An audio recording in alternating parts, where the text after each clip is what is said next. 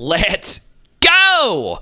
This right here is one of the hardest videos I think I've ever done today. I want to call it the JD Daniels conundrum, right? Is he actually a good quarterback? I think a lot of you are asking this question. It's amazing in my comment section how many people think Jayden is just a wash. He's not really that good at all. We're lucky to be a 2-1 team. And also, there are some people still clamoring for Garrett Nussmeier to actually still be the guy, which obviously at this point, that is a complicated situation in and of itself. But if you can't see that Jayden deserves to be the quarterback right now, I don't know what I could do to help you. So, obviously, quarterback play is very, very difficult to evaluate on a lot of different scales, such as, on our channel, obviously, we have done a film study on pretty much every throw Jayden Daniels has made. You could see my breakdown from how I see how he's playing, and there are so many different things that we don't know. We don't know the play call. We don't know how they're coached. We don't know their keys. It's also difficult to see things from the actual broadcast camera angles when you don't have all 22. Those are all challenges for a lot of us, and honestly, Jayden does look like a unique quarterback, a quarterback who misses a lot of throws, as you'll see right here, where ironically, Jayden Daniels didn't miss one, he didn't miss two, but he missed 3 throws on this play. But there is a twist, and we'll get to that in just a second. But right now, I'm actually going to show you something that's going to blow your mind. When we evaluate when he runs, we want to see that if it was within the progression and it was a really good coverage, or maybe that play wasn't great against this coverage, or we got beat at the a particular position and he got flushed, versus you turn down a potential high-low read and you took off, right? And so that's what we're trying to evaluate, and it's really a little bit of both. I think there's still growth there where we can stay a little bit more patient and a little bit more locked in on the progression. And then there are sometimes the really dynamic runs that there was just nothing there and he made something happen. So you want to be careful where you go, hey, you're running too much, and then when he needs to be dynamic, he's not. So we have to be very careful, and along the way, keep coaching him to really do a great job of getting through his progressions and seeing the things necessary that allows us to be balanced in both. Boom! I'm looking at you.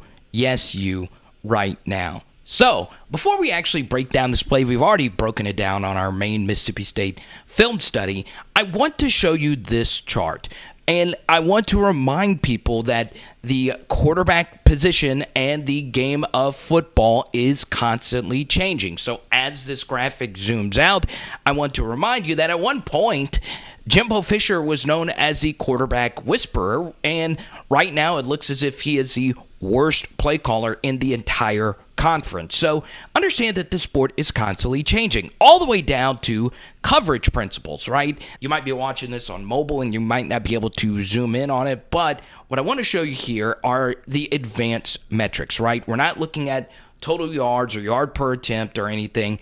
These are averages of advanced statistics. And as you'll see here, the darling of the NFL quarterback world was Anthony Richardson, but by far of the quarterbacks that are being rumored to be going in the first round next year, Anthony Richardson has been by far the worst.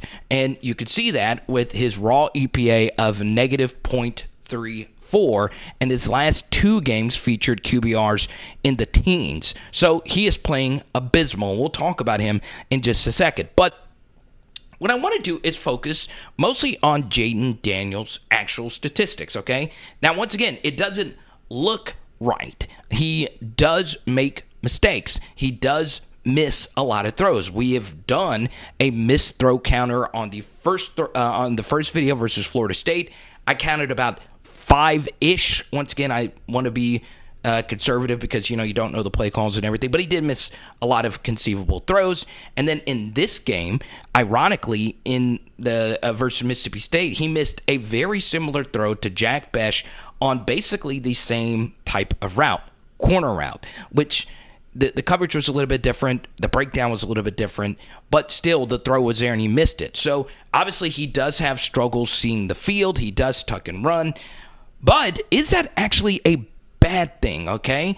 Now, before I break down the 3 missed throws that he made on this play, I want to show you that up to this point in the year, his raw EPA per play is really good, okay? He is amongst the country's leaders in raw EPA per play. Only Stetson Bennett and a few others in the SEC are slightly ahead of him. Hendon Hooker, and he's actually ahead of Bryce Young in raw EPA per play. He also has the near exact ESPN QBR grade as some of these other elite quarterbacks. Now, his QBR versus Mississippi State was 66, which is about where I graded him. I had him, I do the ABCDF thing. I know it's a little basic. I actually graded JAYDEN Daniels a C in this game versus Mississippi State, but he was still effective. But as you move along here, I wanted to show you these advanced numbers because even though it doesn't look right, and JAYDEN doesn't look like he is a good quarterback, and he does miss a lot of throws on film, this is actually a mixture, what you're seeing here, of people that just grade based off film, such as Pro Football Focus, and numbers that don't account for film, such as raw EPA per play and QBR. And as you see, up to this point, the film and the analytics community actually is in agreement here that JAYDEN is actually playing fine. This was a situation where they showed him 2 high coverage, but they actually rolled into 1 high, and they brought a blitz. So what happened was 14 comes on a blitz, and this safety is now man-to-man versus Mason Taylor. This is honestly pretty easy for JAYDEN to see. He sees that this linebacker is blitzing. This safety has to guard Mason Taylor all the way down, unless, of course, they decide to banjo this, where the safety picks up this player and the corner picks up this player. That's honestly very advanced stuff. More than likely, that is not going to happen. And this should be pretty easy for JAYDEN to see that this safety is playing back. So once JAYDEN sees that this throw right here to Kyron Lacey is, and Kyron's taking up 2 men right here, this is honestly as easy of a throw you're going to get. And remember, this is a 2-minute situation. So we hit Mason Taylor, boom, right here. He is able to run to the sideline, pick up the first down, and he's out of bounds, okay? And take a look. The pocket is absolutely immaculate, all right? Now, once again, I don't know the full play call. I don't know how you're coached. Maybe the coaches told him throw this or bust. The thing is with JAYDEN is even if he misses that throw, it's not a dead play, where with Max Johnson, if he missed a throw, it was the end, right? Sack or whatever. Now, we go to this, all right? You still have a pocket to step up into. This is protected immaculately, all right? Yes, there is a spy right here. This was what they decided to do was bring this guy, and they're trying to hold up Charles Turner to make a protection mistake.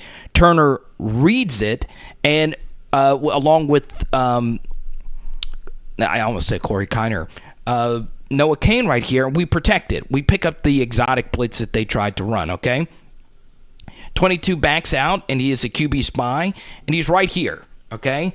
But if you would have stepped up right into this and not fade away like you're doing right here, you would have more than enough room to fit this ball to Malik Neighbors on his upfield shoulder, and he might be catching this and running towards the pylon, okay?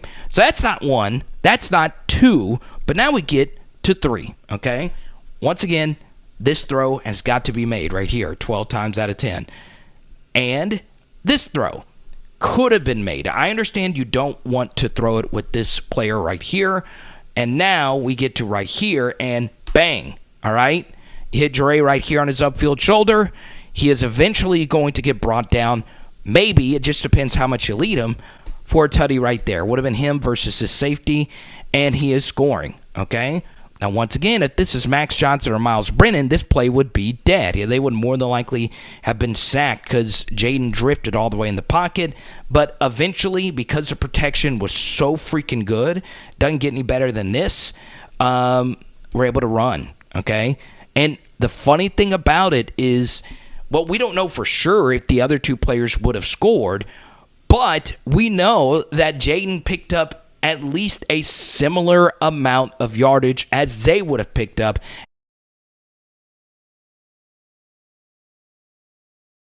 And this was actually smart to just run out of bounds. Play was still analytically sound. And the good thing about not actually throwing the football and running it is, remember you saw the turnover-worthy percentage a minute ago.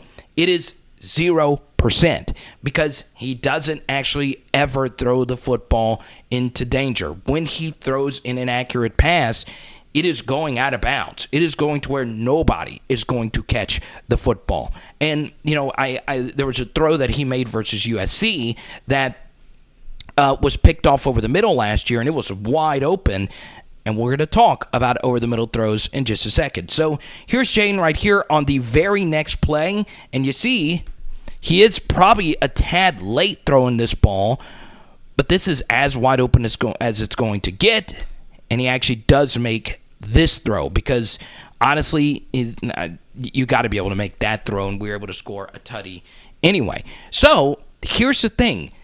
Everything about those two plays perfectly describes the Jayden Daniels experience. Do you feel like the team is starting to galvanize behind him? I really do, and every time you have a conversation with him, he's nothing but nice things to say, and he's just a really good dude in general. I feel like the whole team is starting to see that. Boom! I'm looking at you. Yes! Special thanks to Slade Roy. Please go follow his Twitter and Instagram and let him know how much you enjoyed that conversation with Slade last night. And about at this point, at this exact spot in the field is where he made the game-changing fumble recovery. But the big thing right there is that he actually did, in our conversation, speak a lot about how much he likes Jayden Daniels. And truth be told, I love Jayden Daniels. I have been buying his football cards like crazy. Here's one of his autographs right here. I just love his grittiness. I love how tough he is. Understand that everything I'm about to say for the rest of the video, including his one glaring weakness, is just out of objectivity and also out of concern, right? So here we are. We are down by 6, and Jayden has led us down the field, and he misses Mason Taylor on a throw right here, and that is just, let's just call it what it is, bad. So I want you to notice that was his first miss in his last 10 throws, right? Very interesting. Now, what I want you to do is see this next miss. We are motioning Mason Taylor right here. We get a play action fake, and here's the throw to Mason. It is a short throw. His footwork gets a little clicky, and you can see this ball just came out very wonky, okay? You still got to catch it. It was still a bad throw. Now, just for a little comedic relief. What kind of... I have never seen the fish hook call, okay? So, teams understand that when he goes fish hook, that means that they are going to play cover 2, okay? Now he has missed 2 in a row, and we get to this play. Now understand, we are down by 6. This is a massive moment. Protection is, yet again, actually pretty good here. And we throw this football, and, well, it's incomplete. And you see a frustrated Malik Neighbors who was open in the back of the end zone. So, what I want you to do is, wherever you are right now, why did Jayden Daniels, who was in a rhythm, miss 3 throws in a row? Well, obviously the red zone, the field compresses, and I found those 3 misses to be bizarre, right? Especially the first 2 because they were short throws. But there was something that all those throws had in common, and it wasn't just the fact that the throws were in the red zone. It was something else, and I think it is a major problem for Jayden. Now, how do we fix this problem? And what do we do? Because obviously Jayden takes responsibility, and I'll say it 1,000 times. I love this young man's intangibles, okay? And I also love this other man's intangibles. Garrett Nussmeier also comes over to a frustrated Malik Neighbors to console him. So now, if you're watching this on a premiere, if you're watching this some other time, I want you to guess, what do all three of these throws have in common, okay? Now, we'll go on ahead and break down this throw, and what happens here is, well, this safety goes back into this space, and we've already broken this play down. The ball actually should have gone to Malik, okay? So JAYDEN Daniels is reading this coverage, okay, and he's looking at Malik Neighbors. Now, at this point, it looks like Malik is double covered, okay, which he kind of, sort of is. Chris Hilton's running an out right here to hold this corner, but what actually happens here is the middle of the field is wide open, okay? So Jayden is sitting back in the pocket, and he actually goes off of Malik and tries to work backside to Kayshawn, okay? Let's go to Kayshawn's route. He allowed Mason Taylor to clear out. I know we've already done a film study, but this is for our new viewers watching this today. And as you'll see here, he throws the football to Kayshawn when the ball shouldn't have been thrown. This defender has about as much inside leverage as you're possibly going to see. Right here, you have to get off of this and potentially throw this football to John Emery. He would have been tackled easily. It is 3rd and 10, and we want to try and all or nothing this thing. And look, obviously we can't go to Mason Taylor. He still decides to throw this football right here, okay? That isn't good quarterback play at all. So what should Jayden have done? Well, if you know to the wide side of the field that the safety here is going back into what looks like too high shell, this safety's back, and obviously they're doubling Malik and Kayshawn going over the middle, you have to know that the middle of the field is going to be open, especially if he's making an in-breaking route. This safety has to respect a potential corner route right here, and you have to anticipate this window opening. Now, we've talked about Jayden's weakness, which is making anticipatory throws into windows. You have to be throwing the football. You could have even thrown it when he was out of this break if you would have stuck with it, okay? You went off of it too quick. But honestly, when this ball should have been thrown is actually right here. But once again, he's already worked off of it. And it's not necessarily that Jayden can't make anticipatory throws into tight windows, because truth be told, a lot of college quarterbacks can't make the throws. Jayden's issue, though, and if you were able to guess this right, all three of these throws were between the hashes over the middle, and that is where Jayden's major weakness is. Boom! I'm looking at you. Yes, you right now. So I know you've already liked and subscribed. You've already rang the bell. You've already subscribed to the PHL podcast. You've already subscribed to Power Hour SEC. But something that could really help out, as always, is a very friendly donation. I really do appreciate all the love on our film studies. It's crazy the amount of people that have reached out to me on some of the stuff that we have been doing lately, and I freaking love it. So I cannot thank you enough, okay? So what you're looking at here is, to me, and I really don't think it's close, the best SEC analyst on the planet, and that is SEC StatCat, okay? So what you'll see here is this is JAYDEN Daniels' passing chart, and I excluded Southern, for reasons that a lot of you probably know. They weren't really that great of a team, but we might get to some Southern film in just a second to talk about this issue. And what you'll see here is JAYDEN Daniels avoids the middle of the field.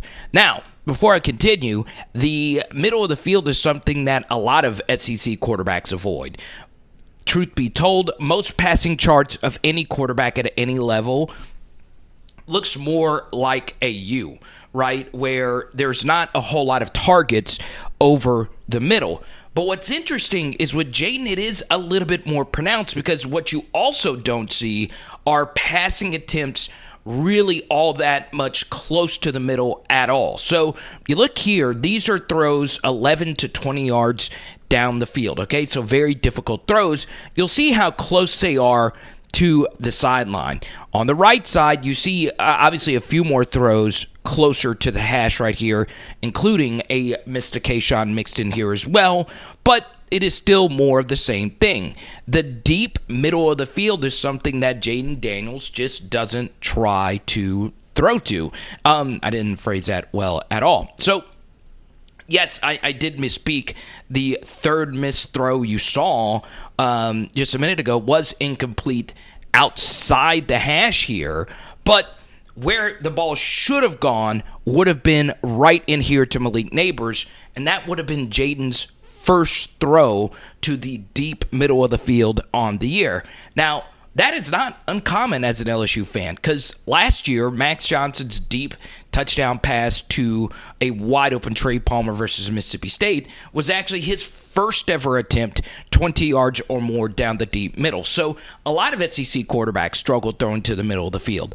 And right now, you're looking at a conversation I had with Clark at SEC StatCat, and he actually agrees with me that the middle of the field shouldn't be something that quarterbacks avoid, right? It is statistically about the same level of throw, if not an easier throw for a lot of quarterbacks to make. There are slower defenders oftentimes to the middle of the field. And something else about middle of the field throws is teams, and this is more so the NFL, Seth Wader of ESPN tweeted out a very interesting stat recently, that teams are running less and less cover one. Now, what does that mean? Well, when teams run more cover two and cover four, that is open middle of the field types of coverages, right? So what does that mean? Well, teams are going to start daring quarterbacks to throw over the middle of the field. And I've seen that just looking at other SEC quarterbacks. Now, how do I know that? Well, this past weekend alone, there was a lot of chaos in the middle of the field, okay? Including a guy that is just falling apart before our eyes, Anthony Richardson, who is late over the middle on a throw, and he actually made the right read. He was just late. There was also the first interception thrown by KJ Jefferson over the middle of the field. That was actually a good read, but the receiver dropped it, and it ended up being an interception. And then Will Levis, who overall had a great game, threw two interceptions kind of sort of towards the middle of the field, towards the left hash, and the ball was close to the left hash as well. So not quite dead center middle of the field, but just the middle of the field overall. So why is this happening for Jayden? Why is he avoiding the middle of the field? Well, I have a theory, and it actually dates back to last year.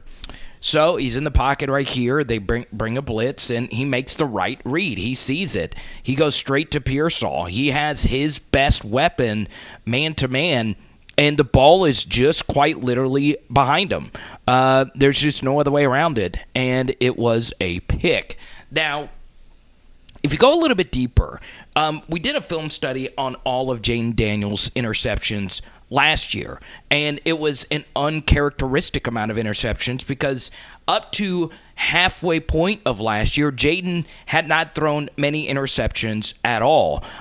Most of his interceptions came midway through last year to the end of last year, and that's where the mistakes such as this one began to pile up. But as you will see here, and we did a film study on basically every interception that JD Daniels threw last year, and I would say 7-ish to 8 were over the middle between the hash kind of throws, all of which were varying degrees of throws. So they weren't all just necessarily late slants over the middle. They were just, interceptions thrown right down the middle of the field. So that could be part of it because remember, JD Daniels' turnover-worthy play percentage right now is 0%, okay? So that means he has been flawless when it comes to not committing turnovers, which obviously is a good and also kind of sort of a bad thing, because you want to occasionally try to thread the needle on throws. That might mean you are a little too safe with the football in your hands, and that is something you don't want. You want the ability to eventually make a big-time throw. So I'm not going to lie, I've spent a lot of time on this, and I've spoken to a lot of coaches, and here's one's opinion about over-the-middle throws, such as a dig. He calls it the most intercepted throw in the game of football, right? So it is very, very interesting. Now, I want to bring back up our initial passing chart, okay? And you will see that Jayden just, once again, does not like throwing to the middle of the field. Now that you've seen all that, let's go back to the initial chart. And what I want you to do is focus on Jayden's most dead center throw of the year, and as you'll see, this was his Jeray Jenkins throw versus Florida State. Now, the ball was on the right hash, but it was thrown to the middle, in theory, kind of leftish if you do factor in where the ball was on the hash, but that was a very progression-based read, right? Kayshawn was covered, Malik was covered, so he went backside to Jeray, who ran a filthy route, and that, to me, was his best throw of the year. And I'm not just saying that because we're talking about the middle of the field. It honestly was, especially when you consider that it was a do-or-die play to potentially win the game or tie it, but we know what happened, right? So now what I want you to do is I want to show you what Max Johnson's throwing chart looked like last year, okay? So this is obviously a not-so-great quarterback, and as you'll see, Max Johnson, when he attempted to throw to the middle of the field last year for LSU, you see a lot of disaster, barely completing 15% of his passes and 1 of 7 on deeper throws to the middle of the field. So what I would tell you right now as you process this chart is what I just did to you is I lied. This is not Max Johnson's passing chart. This is, in fact, Joe Burrow's passing chart in 2018. Now, I don't know how many more times I'm going to get this message, okay? And this is why it's very, very, very important to understand that college football is very, very complicated, and you can look at a passing chart, you can look at a QBR, you can look at a stat, you can look at so many different things, but you honestly have to go back and rewatch the game and consider all the different factors, okay? And Joe Burrow, obviously, in 2018 was a good quarterback. He led us to a 10-win record, but he didn't throw for 3,000 yards, and he wasn't quite the passer, obviously, he was in 2019. And as you'll see, his passing chart here is very scattered, but you notice here he did attack the middle. Now, it was with varying degrees of success. In fact, as you'll see here, he was not good over the middle. He was better in theory throwing to the outside. But what I want to show you is this throw right here, okay? A lot of you might remember this throw versus Auburn where Joe Burrow thread the needle to Derek Dillon, and we eventually won that game. And you can argue that that was Joe Burrow's best throw of his entire career. And now there's a lot that you can argue, but the way he thread the needle on that pass, especially considering, how that game was actually going, was one of the best throws we have ever seen from any LSU quarterback. And I think him throwing, and I went back and looked at a lot of Joe Burrow snaps, I think him throwing over the middle during this year that features some ups and downs for him turned out to be good for his long-term growth. Okay, so let me actually show you what Joe Burrow's passing chart looked like in 2019. As you'll see here, once again, most of the throws are to the outside. But let's actually break these numbers down even deeper, okay? Now, this is all of Joe Burrow's throws last year. And once again, just like pretty much every quarterback, you will see that most throws do happen outside the hashes, right? But you can also see Joe Burrow was a surgeon over the middle of the field, especially in this intermediate middle of the field. 54 of 57 past the line of scrimmage, 3 tutties, no picks. Then to the second level, 20 of 24 for 372, 4 tutties, no picks.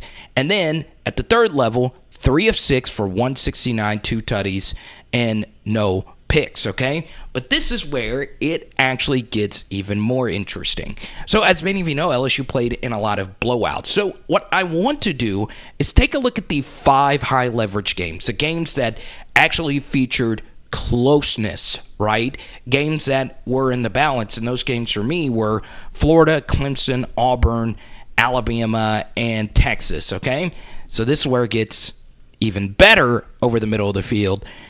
Boom. Notice the efficiency. He did not miss a single throw over the middle of the field. According to Clark at SEC StatCat, it was actually a wide receiver error on the one incompletion over the middle. I don't know which game it was specifically, but if you put it all together, Joe Burrow was 32 of 33 for 352 yards, 2 touchdowns, and an 85% success rate throwing over the middle. Now, of course, there were a lot of big throws to the outside, in particular in the Clemson game to Jamar Chase. And as many of you know, Jamar dropped one in the fourth quarter in that game as well on the outside. But you see, the middle of the field, Joe was still good throwing the football there. Now, this isn't a JAYDEN Daniels compared to Joe Burrow kind of thing. I looked at some other SEC charts, and a lot of the better quarterbacks were also pretty good at throwing right down the middle. But I just wanted to show you that his 2018 development over the middle, obviously the offense was way better. And, you know, we had Jamar for all of 2018 as a factor in the offense. But it's big. It's really, really big. So, once again, we got to add context to this. Is this actually a thing? And does JAYDEN Daniels actually need to start making throws right down the center? And I believe that he does. Let's actually take a look. So I went back and looked at a bunch of LSU versus Alabama games, right? And what's very interesting is Saban will give you the middle of the field if you take advantage of the opportunities, right? This was a coverage bust. Obviously, they were in man, bringing a very exotic blitz, and they more so the formation opened this up because Jets drew 2 people because he was a wide receiver in the backfield. But right there is obviously a Saban bust over the middle. And even plays that are well covered, you can beat the Alabama defense once again over the middle. I don't know how many more times I'm going to say that. So obviously, we've been talking a lot about Joe Burrow. You're looking at some throws that Zach Calzada, a very middle-of-the-road quarterback, completed in his annihilation of the Alabama Crimson Tide defense last year in a major upset. And I want you to actually go back and look at the highlight clip of the game and count how many times Brad Nessler said, over the middle, over the middle, over the middle. Because Saban was just giving them those throws right down the center, and Calzada just tore him apart with it. Even on the touchdown throws to the outside, there were open players over the middle. So it was very, very fascinating, okay? So Max missed a lot over the middle versus Alabama.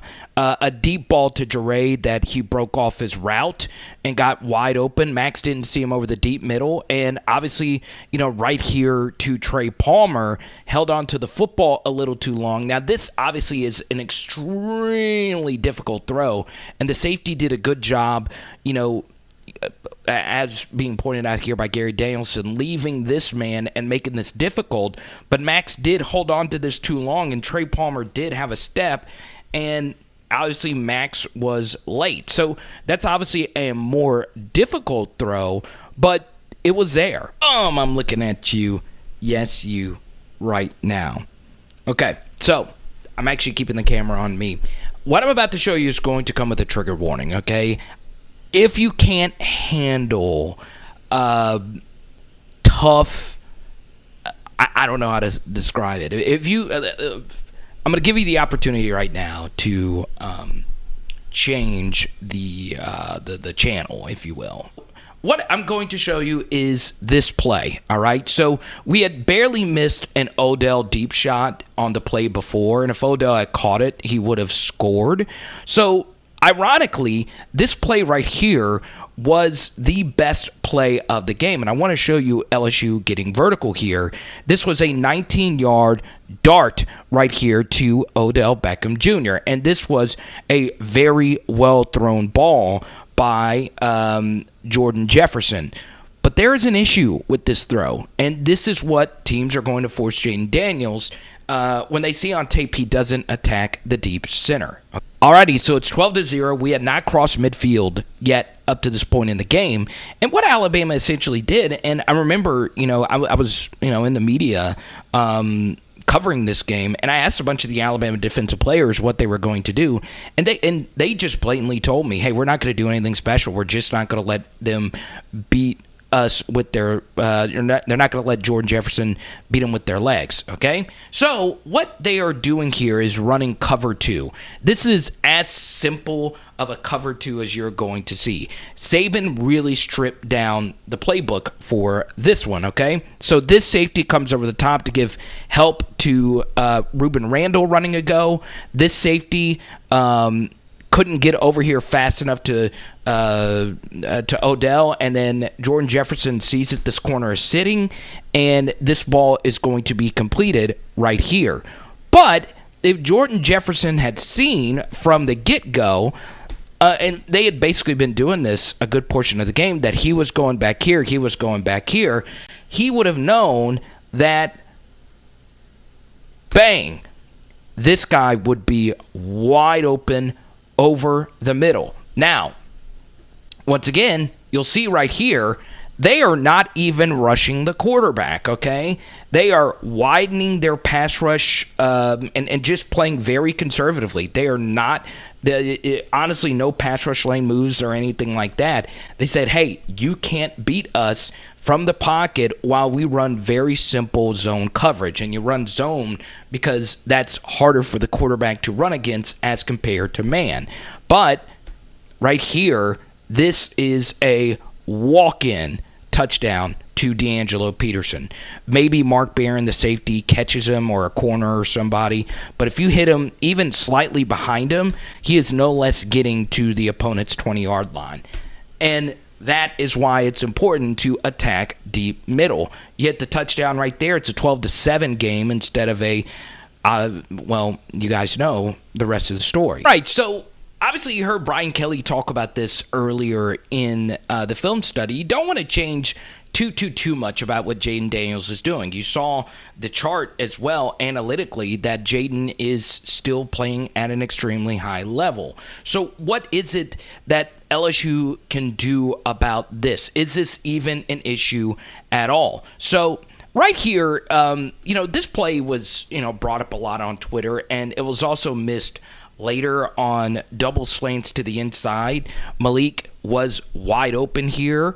And obviously JD decided to go to Jure. Now, once again, it depends on how it's coached. It might be told to JD that you start outside in and your first progression is Jure Jenkins. And if that's the case, Jure is open and you throw it, even though this would have been the better option.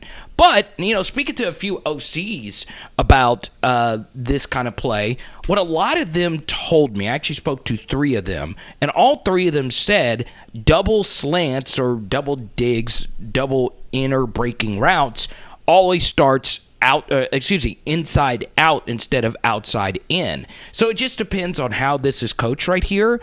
But the bottom line is, if it was inside out, this was a pretty big miss, even though we still got a nice gainer out of it. Just gonna see what Kelly gonna do. Hopefully they can get rolling. I mean, I know we won against Mississippi State the other day, but it's just some just don't look right, man. And hopefully they can get that offense running. I hope what that don't happen is to get that quarterback killed, running him all the time, because there's gonna come a time where you can't be able to be running all over the field. You got to go through your progressions and the big nice wide receivers that you got out there and be more balanced and see what they can do.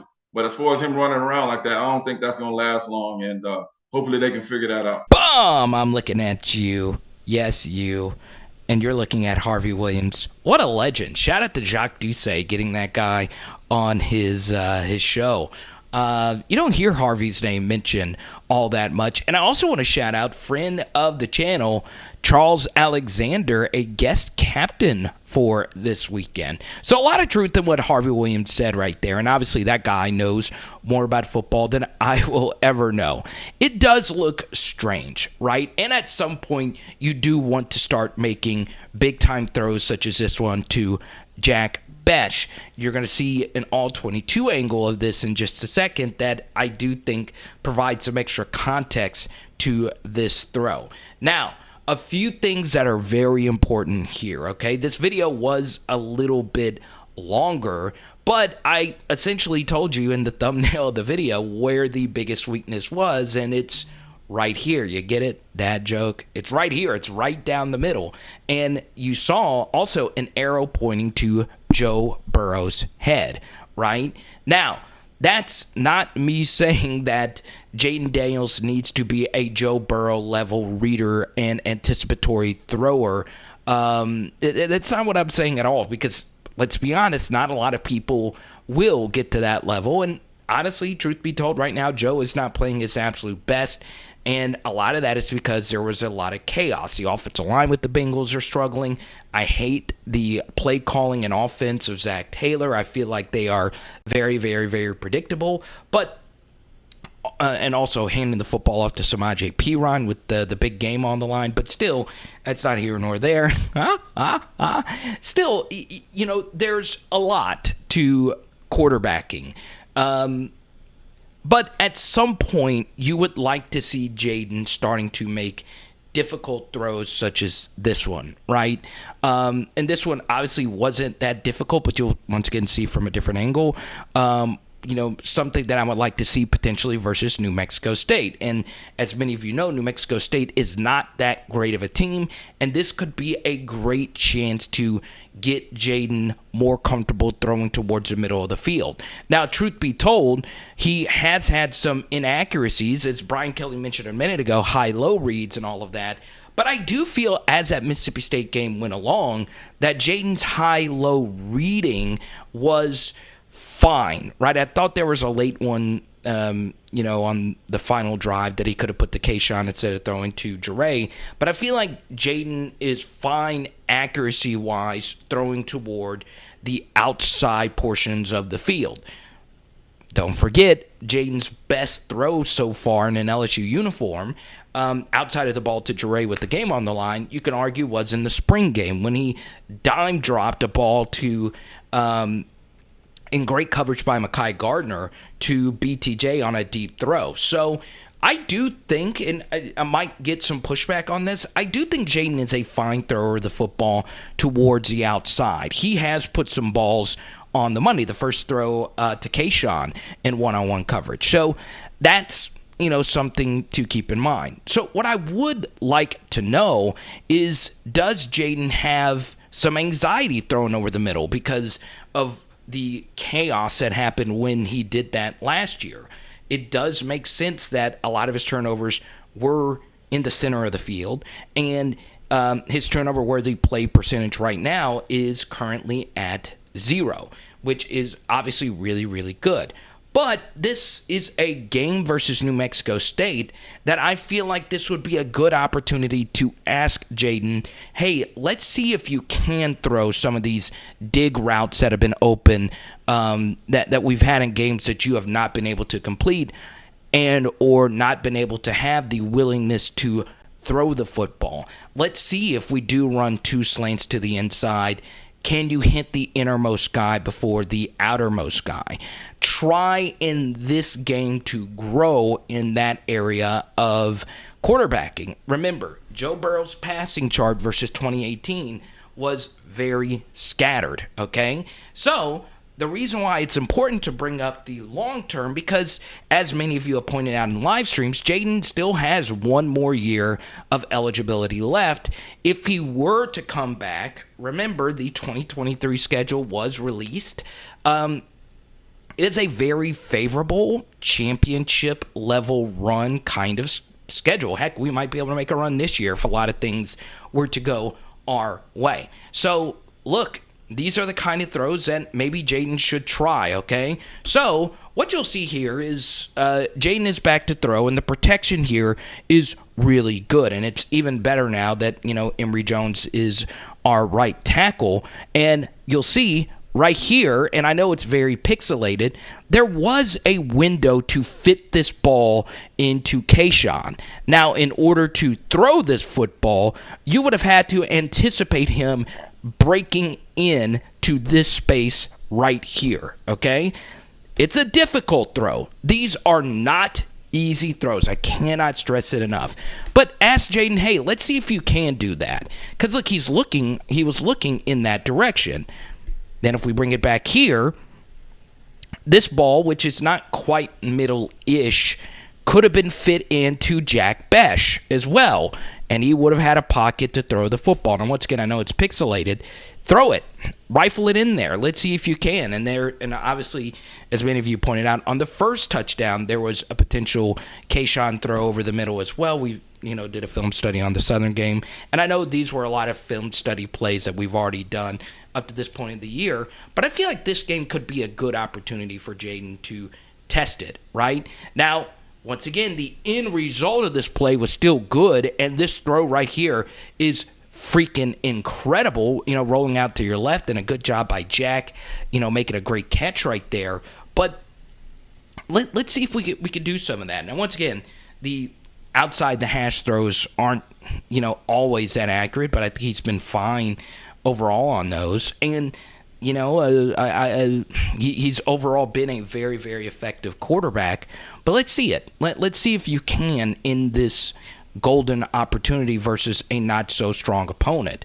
But, yeah, I think for me personally, obviously in our Discord and in our Patreon, a lot of you have already seen this. I dropped a preview in our Patreon yesterday. There's a lot, to take away from all of this. Now, I know what a lot of you are going to say. Well, what happened in the past doesn't mean the coverages are going to be the same now, and I totally get that. And the comment section is going to be crazy here.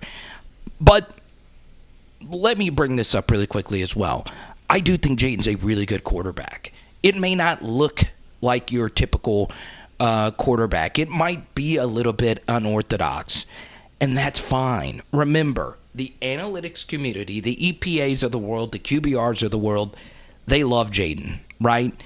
Very effective runner. And I think one thing that a lot of people aren't contextualizing all that well is you're looking at Jayden's tuck and run ability as the same as, let's say, a Jordan Jefferson or even, to a lesser extent, a Danny Etling. Jayden is a way better runner of the football than those guys, right? I think he's closer to a Lamar-level runner with the speed and physicality than we would like to give him credit for. Up to this point, he has broken a lot, and I mean a lot, of tackles for a quarterback. And you can even venture off as saying he's one of the best runners with the football in his hand, maybe one of the best on the team, regardless of position. It's amazing how deadly Jayden is with the football in his hand. So the tuck and run mentality isn't the worst thing, because if you do tuck and run, a lot of bad things can't happen. So this is third down. We're trying to salt the game away here versus Mississippi State. And what you'll see here is kind of like earlier, the dig to Malik Neighbors over the middle does open up, but the issue is that ball could be overthrown and intercepted, and also the tuck and run aspect of it. If he were stopped short here, and Jayden, this was actually pretty brave to not slide and just pick up this first. God, that's a brutal hit. Picking up that first right there, let's just say he was short, that would have kept the clock running and would have given LSU the opportunity to go for it on fourth, or do a lot of other things. Punt it if you want. Obviously, I don't think that would have been smart. But yeah, the tuck and run thing, there's a lot of good stuff that comes from tucking and running as well. So to wrap this thing up here, obviously there was a lot. This was a lot for the middle of the season. But you do begin to wonder, can Jayden come back and be our guy? Can he develop as a passer? Well, up to this point, a lot of people that are smarter than me just don't like Jayden as a thrower, right? They don't feel mechanically he's elite. They don't feel his arm is elite. And I would disagree with that. Might be some bias in mine because I'm a big Jayden fan. For me, he's just a gritty leader. You heard Slade Roy earlier. I like a lot of the intangible aspects. I like the pure athleticism. I like his willingness to go out there and put his body on the line for us to go out there and get a first SEC W under Brian Kelly. But, we go back to the initial throw that we missed earlier. It took the Slade Roy fumble recovery to get us in good field position to help us take the lead. That missed throw earlier, it was also a 6-point game. The missed dig to Malik, that would have given us the lead. So I think conundrum, like I said at the first part of the video, isn't the right term.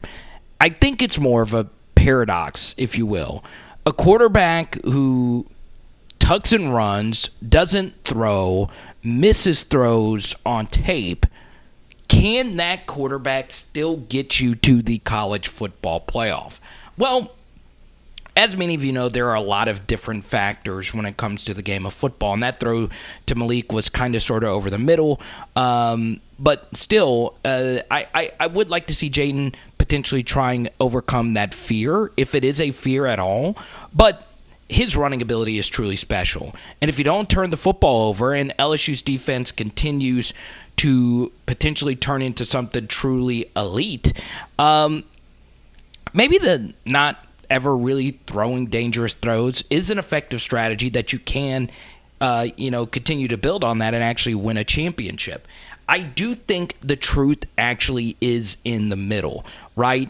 And it goes back to Brian Kelly's quote from earlier. And that was such a very, eloquently stated, a great insight into how difficult all of this actually is. There is no correct answer. And as you see right here, this was such a big-time throw under heavy pressure to Kayshawn outside the numbers right there. So, yeah, understand, like, when I do these film analysis, whatever, I don't have all the answers, right?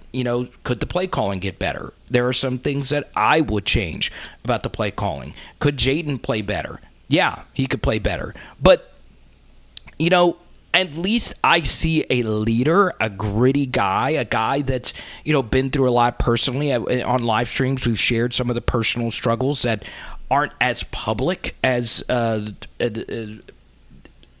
as, personal loss that he went through last year. I've gotten to know some people close to Jayden as well that watch our channel, and I'm fully behind our QB1 here. This is a guy that, when I speak, you heard Slade Roy earlier, and I know I referenced that already, but this is a guy that I just like. Like, he's a very affable, quiet-ish kind of guy, and I just like him a lot. And I'm glad that he's getting, this opportunity to leave the toxic environment that was Arizona State and come now to here, where we found a right tackle in Emory Jones that looks to be truly special.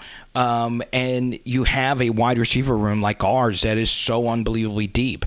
Our tight ends are getting better. Our running backs played their best game.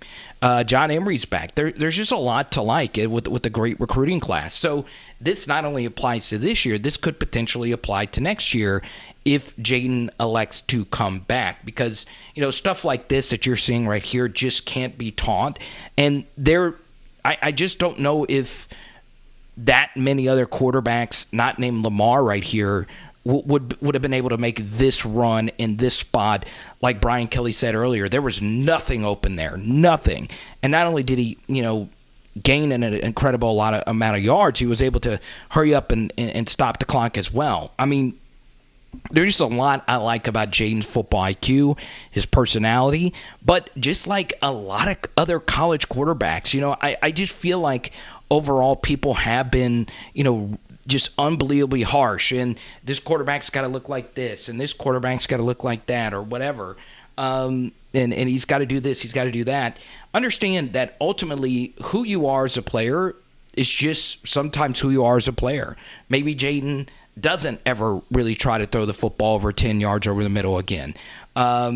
Maybe that's just not something that's in his repertoire. We don't know. That's why, I think this New Mexico State game is a pretty good opportunity for Jayden to try and see if he can, right? Because, you saw the Zach Calzada throws, and Zach Calzada is, a guy that can't even get on the field at Auburn. I think he's dealing with some injury stuff. But, it is such a fascinating conundrum, and it's, or paradox, if you will. It's fun. This is what I love about football, right? So understand that fully behind Jayden, I do think we are trending in the right direction, and I do think there is a lot to love about a gritty group of Tigers. And I feel very comfortable now with Brian Kelly, understanding that this is more than just throw it here, throw it there. It's very fun. I'm very excited about the future of LSU football, right? And, of course, we didn't talk a whole lot about Walker Howard and Garrett Nussmeier. How they fit in all of this? Are there some different ways to get Jack Besh involved? Kayshawn, all these different things. We shall see. So, obviously, comment down below your thoughts on today's video. Some of you might hate me after this. Some of you might like me. Understand that there's no be-all, end-all answer to any of this. So, we shall see what happens. Okay? It is Power Hour LSU. Boom! Man, I just can't get over that route by Jure. That's just one of the filthiest things I've ever seen in a big moment. All-time great route, considering, where we were in this game. And tonight, I'm kind of feeling some lasagna. I don't know where I could just go get a lasagna. Let's go.